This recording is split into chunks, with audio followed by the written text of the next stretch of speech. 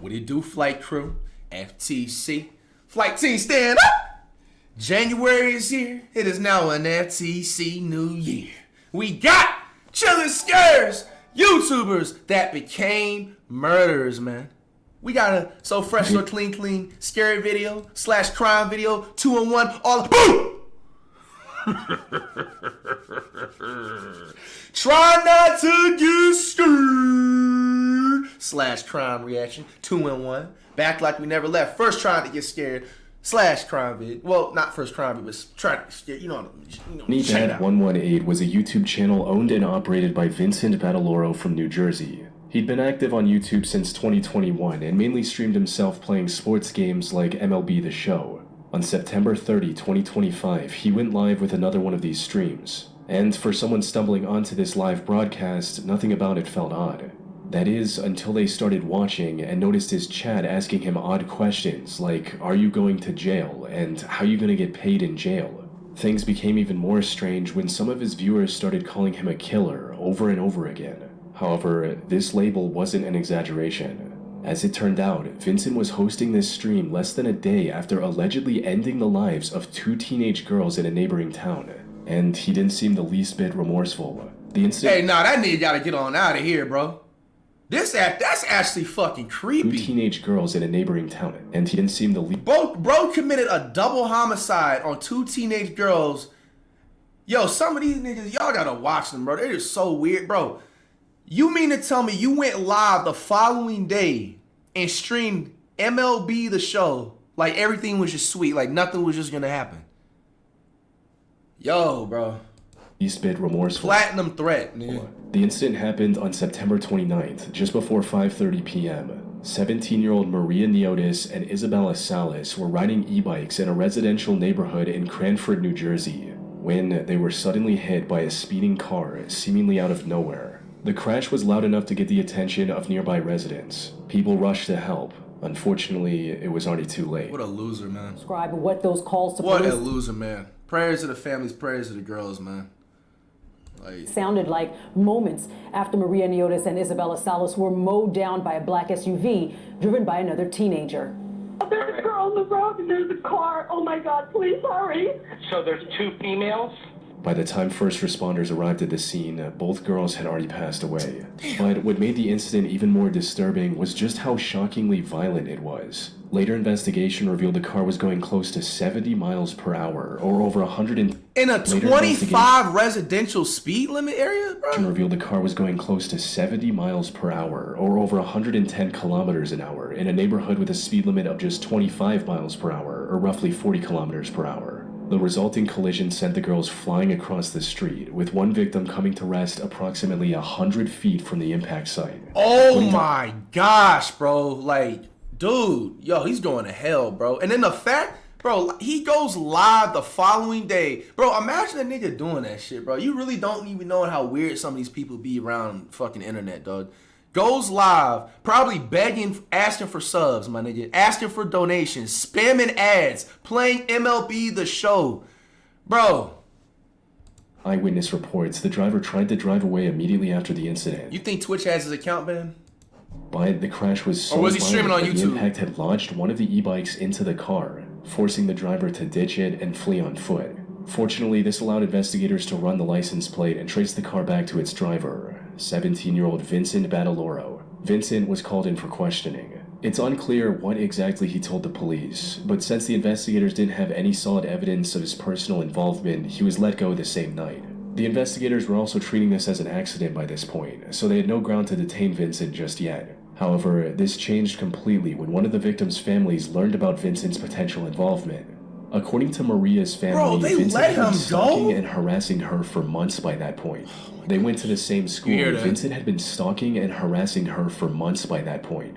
They went to the same school, and Vincent was reported to have tormented her during multiple different instances. He's a complete geek. He doesn't get girls, doesn't know how to talk to girls, doesn't know how to approach women. Just doesn't take showers and just plays MLB all day and streams. They're like, just a loser, The two bro. had never gotten along. Vincent would also allegedly follow Maria around anytime she went outside, and neighbors even saw him where's his parents at? taking out her house in his car on multiple occasions. This behavior only worsened after Maria reported him to the school authorities about a month before the incident, with him becoming even more aggressive. And of course, you know the school's never gonna do shit with this, bro. Ever. Making false police reports, even leading to her family getting swatted multiple times. In one of his streams, he mentioned having a vengeance against Maria and even dedicated one of his old phones to harassing her, starting with ordering a pizza to her address. Yeah, this dude's a loser, bro. Here's what we're gonna do. I think Maria's hungry. I think we're gonna send her a pizza. Cheer her. So, you all know I have a vengeance against this girl. I'm gonna call a pizza to her house, and here's how I'm gonna do it. Bro's recording this stream with a calculator, my nigga.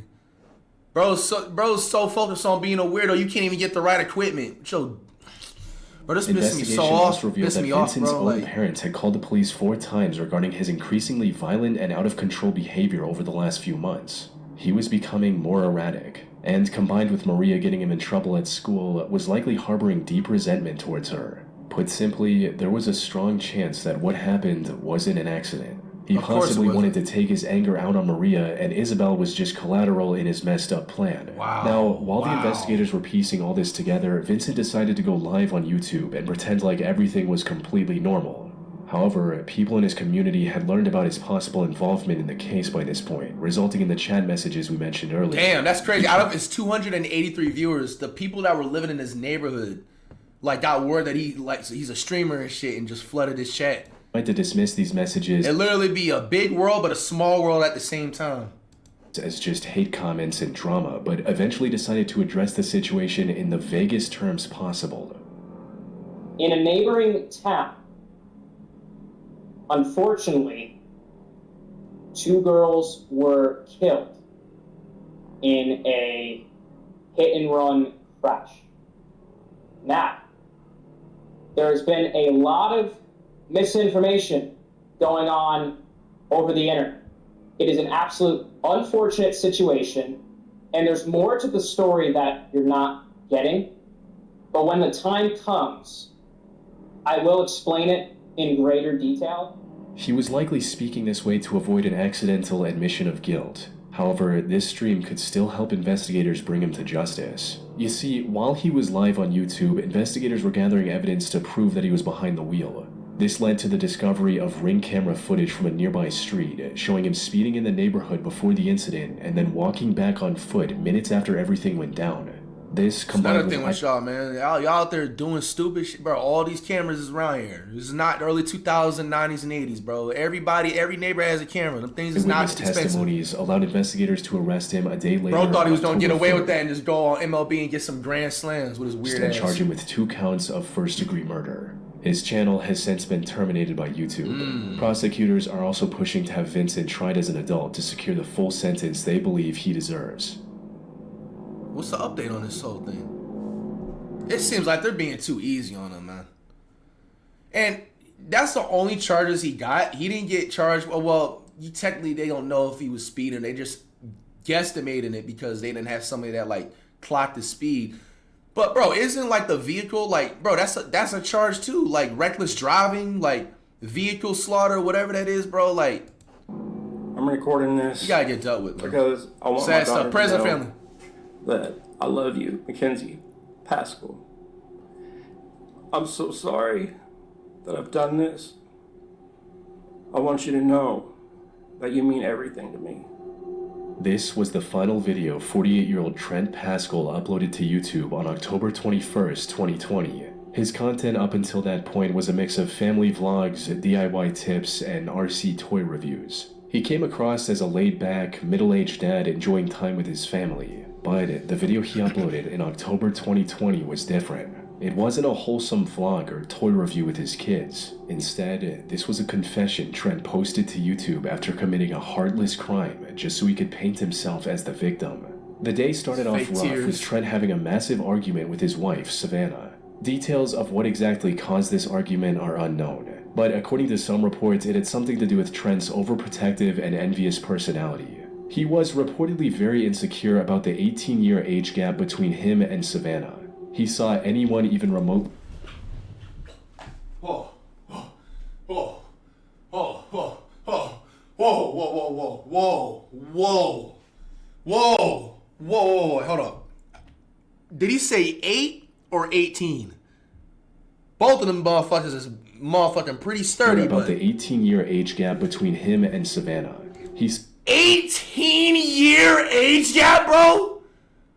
So you mean to tell me this nigga born in like 1920, 1930, dating a 25, 30-year-old, I'm assuming? Like, 18-year age gap? Nigga, that's not just a whole different generation. That's like 4 different generations, bro. Nigga, that's the difference between you having black and white TV and motherfucking iPhones and shit, bro. Like, saw anyone even remotely close to her as a threat and tried to control every aspect of her life, which also led to many clashes between the two over the years. Regardless of the reason, the argument on October 21st ended with Savannah dropping their 2 kids at school and then driving over to live at their mother Shirley's house in Lamarck, Texas. Neighbors also saw Trent storming out not long after. Savannah and Shirley went out to check on the kids at school later that day before returning home at around noon. Shirley went straight to the master bedroom to freshen up. But nothing could have prepared her for what was waiting for her inside. The moment she stepped into the bathroom, Trent leaped out from behind the shower curtain with a firearm in his hand. And before she could even register what was going on, Trent announced that he was going to end both her and Savannah and opened fire. Fortunately, he missed the mark, giving Shirley the opportunity to escape to a neighbor's house and call for help. Sadly, Savannah wasn't as lucky. Trent managed to shoot her twice in the stomach before fleeing the scene. She was rushed to the hospital, but passed away shortly after. Though, while Savannah was fighting for her life, Trent uploaded this video to his now deleted second channel explaining his reasoning for the heinous crime. He accused Savannah of cheating on him and claimed that she was the one who made him do this. However, to most people who came across this video, it was clear that Trent posted the video so he could portray himself as the victim. Right. He even seems to try a fake crime multiple times during the video, but fails. oh my gosh, this whole shit was just so cringy, by the way. Yo, this goes out to my FTC sisters, man. Like, come on, you gotta be careful. I've said this time and time again. Who you laying with, man? Just because this dude is providing money, providing a lifestyle, does not mean he is right for you. Here, many also assumed that she. Come on, bro. Like, look at this dude, man. Accusation was this dude looks like a literal platinum threat. If I seen this nigga walking down the street, bro, I'm already instantly like on guard.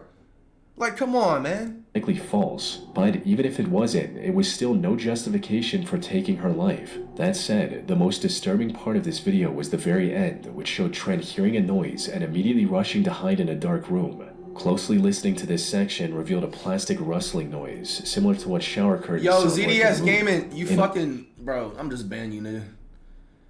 I never said that she's FTC. I'm talking to the FTC girlfriends. You fucking... Oh my gosh, I gotta smoke, bro.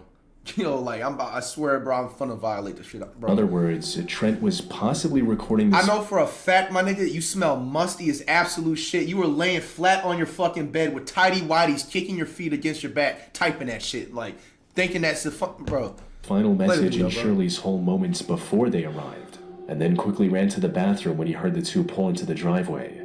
He fled Lamarck immediately after committing the crime, prompting a statewide manhunt. This ended with the police tracking him down to a Walmart parking lot in Houston later the same day. However, Trent drew his firearm on the officers and refused to back down despite repeated warnings. A crash out. This left deputies with no choice but to open fire, hitting him several times across the abdomen. What do you think, he was sir? then taken to a hospital where he spent over a month recovering from his wounds. He was eventually booked into the Galveston County Jail on charges of murder, aggravated assault, and possession of a firearm. Now, this is usually where stories like this end, but that's not what happened with Trent. Despite the deeply violent nature of his crimes, he was allowed to leave on bail after paying $550,000. He was fitted with a GPS ankle monitor and ordered to stay at his mother's house until his conviction. Trent initially complied with these orders, but on April 13th, 2021... Let me guess. He went on a run. Cut that ankle monitor off. He removed his ankle monitor, stole a car at knife point after taking it on a test drive from a dealership, and vanished without a trace. Hey, close the fucking counties, bro.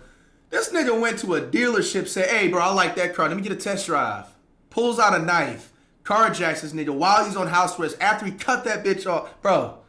Triggered a massive multi-state manhunt. The police spent months looking for Trent, but he was still nowhere to be found. This also left Savannah's family in a constant state of fear, as Trent could show up at any time to cause further harm. That's what justice The run is. finally ended nearly 9 months later in January 2022 when the U.S. Marshals received a tip that a man matching Trent's description was staying at a small RV park in Ocala, Florida. Officers rushed to the scene and surrounded a van where they believed he was hiding. But before they could break in and apprehend Trent, he decided to end everything on his own, robbing Savannah's family of seeing any justice through the legal system. Wow, man. Prayers to the family, man. Sad shit. Lane Maurice Davis joined YouTube all the way back in September 2009 under the name Seattle for Truth. Most of his videos have since been deleted by YouTube for policy violations, but they were mainly about right-wing political commentary and rants about current events. Some of these videos also revolved around Lane trying to prove various conspiracy theories. Lane also did an internship under British far-right commentator Milo Yiannopoulos at one point, though it didn't last very long. So his YouTube channel was the only thing Lane focused on for most of his adult life. But while he did have a sizable following across socials, most of his videos didn't attract enough viewers to provide a sustainable income. This forced Lane to live with his parents and rely on them for monetary needs, which apparently was a major source of tension in their relationship. His parents also had differing political views from their son, leading to frequent arguments, especially with his father Charles. And the back and forth on the night of July 14, 2017 started off as no different. As the argument became more heated, his mother Catherine dialed 911 and calmly asked for assistance, stating, "He's not physically threatening us or anything, he just gets out of control and he's ranting about stuff from the internet. He's not working and he just gets on these rampages and he just needs to move on. He just lives on the internet and he gets really worked up about everything that's going on. He needs an intervention of some kind here." The dispatcher instructed Catherine and Charles to keep their distance until the police arrived, but she downplayed the threat, saying she'd seen many similar outbursts in the past and that he wouldn't turn violent. Unfortunately, she couldn't have been more wrong, because just a few minutes later, Catherine dialed 911 again, and this time in a far more frantic state, screaming phrases like, "He stabbed him," and repeating, "He's dead," over and over again. Officers were already on their way from the first call Catherine made and reached the house within minutes. Inside, they found Charles lying on the floor with his clothes covered in blood. According to reports, Lane became even more aggressive after the first 911 call and stabbed his father multiple times with a kitchen knife. By the time police arrived, Charles had already passed away. Lane likely regretted his decision immediately, as officers saw him standing outside the front door with his hands in the air, waiting to be arrested. He later pleaded guilty to second-degree murder as part of a plea deal and was sentenced to 17 years in prison. His YouTube channel now... You unalived your own dad, and I mean, this is still a long time, but it's like, that's it? Like, he's not going to serve the full thing. It's like 14 he's probably going to realistically do. Like, that's it? You just unalive your dad, stab him, and that's it? Like, it's completely abandoned.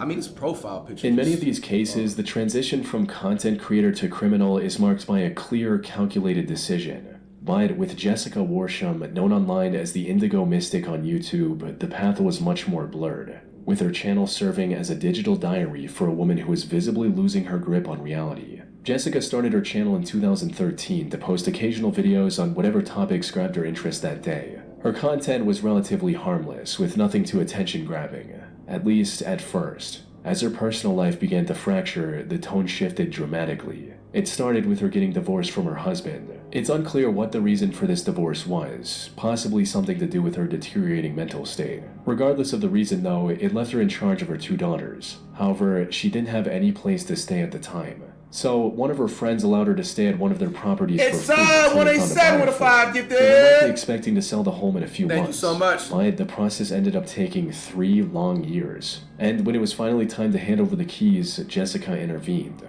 Instead of being grateful for being able to stay there for 3 years for free, she refused to leave and even took her friend to court over it. She understandably lost in court and was forced to move out. This upended the life she built. She was living for free for 3 years? The last 3 years. And didn't save marked money? the beginning of her downfall. The stress of losing her home, combined with her pre-existing mental conditions, proved disastrous. She refused to accept the reality and became delusional, thinking that the judges were part of some evil group alongside her family members and were out to get her and her daughters. So the first person I would like to mention is Alan Berriman. He is my uncle, and he has been working with my other family members a one Angie Griffith. She lives in Danielsville. And also a Denise Cantrell, who is my maternal parent. And my sister, Crystal Christian, okay? They've all been working in league with a judge, a magistrate judge that works at the Jackson County Courthouse named Benjamin Green. He's been doing under the table type things that he's not supposed to be doing, and Alan Berryman and those mentioned. Lady, just pay the mortgage. Have been. You're no special than every other human on the world, bro. Like, and to steal my home from me. How about Jessica began posting videos ranting about these made-up conspiracies, like how the government was trying to depopulate the world with the COVID vaccines. She Man, I don't was think clearly K2 losing even her gonna do grip on that, bro. reality, even posting videos directly addressing the judge she believed had wronged her in the past. Anyway, this message is for Benjamin Green. I know you're watching me, and I know you're scared. And you should be. Dingledorf, he's too scared. He's too scared to even try to communicate with me telepathically, but you're scared, aren't you, Benji? Ben. Good old Benji. You used to be a good person, didn't you, Benji? You did. You used to actually have the desire for justice. So and the cringy, desire bro. to do good by people. What happened? What happened? Did you let the greed of the world get to you? Did you let that secret society that Lady, you're a all part you of had to do is pay your document all mortgage. this stuff? It's called a However, job. this was You're only not the beginning. special. The situation truly began to unravel when her ex-husband filed for custody of their 2 daughters in mid-2021. As he should. This chick is crazy. I wouldn't trust her leaving with no kids ever. Jessica didn't have a solid roof over her head and wasn't sending the 2 girls to school either. Her behavior online was also becoming more and more erratic with each passing day. In addition to her rambling about topics that made little sense, she also posted videos waving around the firearm she had, threatening anyone who wanted to get in her way. Put simply, she was becoming dangerous to her own children. Her ex-husband filed for temporary custody until Jessica found proper residence and got professional help for her degrading mental state. That duck pack But ain't gonna in do her that, man. delusions, Jessica Don't saw put that this on the as duck. yet another attack on her from the same group that took away her home. Today is a rather unfortunate day, to be honest with you. I'm actually going to court today against some people that are trying to take my children from me. The same people that took my home from me. the Jackson County This is court the most system. victim She plan still I've ever could have seen, had a bro. chance to stay with her daughters, but on the day of the hearing, she refused to enter the courthouse, further highlighting her unstable mental state to the judge. The custody was awarded to her ex-husband until Jessica was deemed capable of resuming responsibility. This was a They chance for her literally to... gave her chance after chance. All she had to do was show up to court and she still would have been able to like still see her daughters, and you don't show up. There's clearly something off about her, or maybe she just took the wrong shit. Wrong actually work drugs. on improving her situation, but Jessica didn't see it that way. Sadly, she was already too far gone and decided to go on the run with her daughters instead. She stayed on the move for the next couple of months, moving from place to place, all while posting increasingly unhinged monologues on YouTube. Mine, and I any mine. They're my babies. Bro, imagine being the ex-husband seeing that type of shit, bro. Like, the only content you can find to make sure your kids are straight is through her damn YouTube channel, bro. And I love them above anything else. You clearly I don't. love them like I love God. And I'll do anything, including lay my life down for them. And I know that's what you wish for. Jessica also felt the need to record and post to YouTube almost everything that happened in her life. She'd gone as far as to instruct her daughters to start recording whenever anything notable happened. What she didn't know was that one of these recordings would end up scarring them for life. The incident happened on November 5th, 2021, with Jessica getting into an argument with the owners of the house she was living in. The dispute escalated to the point where the owners asked her to leave the house, and when she refused, they contacted the police to have her removed. However, as soon as the officers pulled into the driveway, Jessica opened the front door with her firearm in her hand and opened fire. One of the shots hit 43-year-old Sheriff's Deputy Lena Marshall, sending her to the hospital where she tragically passed away just a few days later. Gosh, the other officers bro. opened fire with retaliation, hitting Jessica multiple times, all while her daughters heard and recorded everything inside the house. Jessica passed away on the spot, with her younger daughter posting the final video on YouTube with the heartbreaking title, "My mom is dead, I think," as recording and uploading to the internet was what Jessica had taught them to do. Dude, that is actually genuinely like crazy. That is genuinely fucking crazy, bro. Jesse? Part of me, like, I went back. I want to see if it's still up. I'm obviously not going to show it. I doubt. There's no way it's still up. Nah, that shit been gone. VinnyBad118 was a YouTube channel owned. All right, man. Chat, it's gonna wrap it up. First of all, man, prayers out to all the families in the Chillin' Scares video. Absolutely sad stuff. You really don't know, man. Like, some of these people really be weird out here, bro. They don't have the same morals. They don't have the same home training as everybody else, or they just don't know how to lay off the drugs, bro. It's unfortunate.